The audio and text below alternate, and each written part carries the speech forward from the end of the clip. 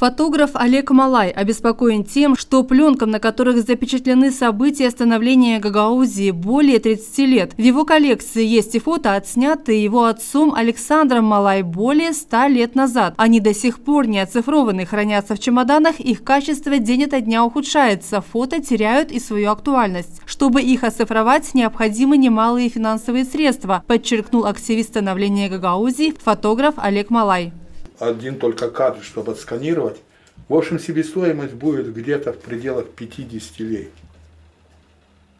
Олег Малай готов передать собранный десятилетиями архив государству. Чтобы это было достояние народа.